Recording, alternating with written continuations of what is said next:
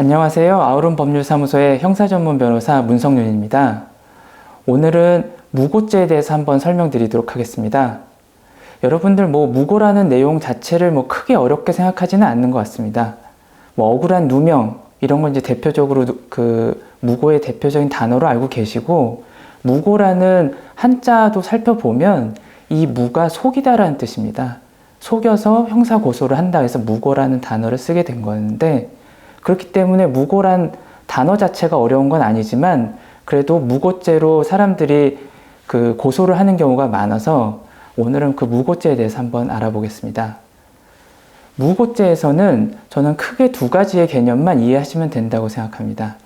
하나는 객관적인 사실에 반하는 경우가 무고입니다. TV에서 언제든지 들었던 내용이 팩트체크잖아요. 결국 무고죄는 객관적인 사실에 반하면 무고가 되는 것이고, 두 번째로 무고인지 여부를 판단하는 것은 고소한 내용의 주된 내용이 허위일 때만 무고죄가 성립을 합니다.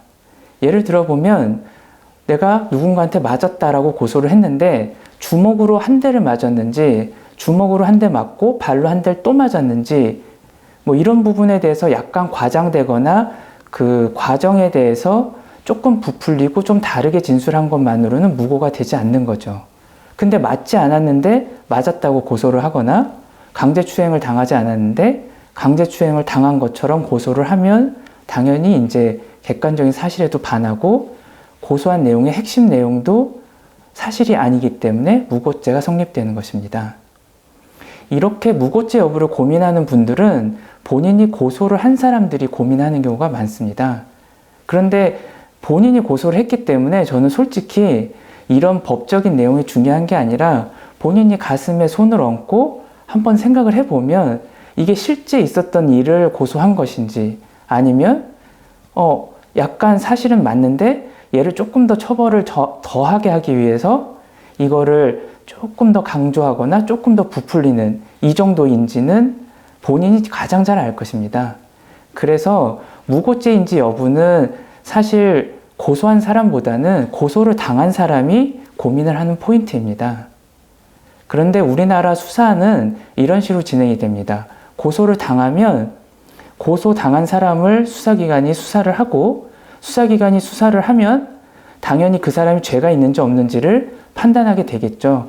그래서 그 사람이 죄가 없다라는 판단이 나오게 되면 수사기관은 고소한 사람이 허위로 고소했는지 여부도 판단을 하게 되고, 그게 허위인 것이 판명이 되면 수사기관 스스로 무고죄로 조사를 하게 됩니다. 이걸 이제 무고로 인지한다라고 표현을 하는데, 그렇기 때문에 무고를 당한 사람들이 무고죄로 고소하는 것을 당연히 어떤 공격 카드처럼 쓰시는 분들이 많습니다.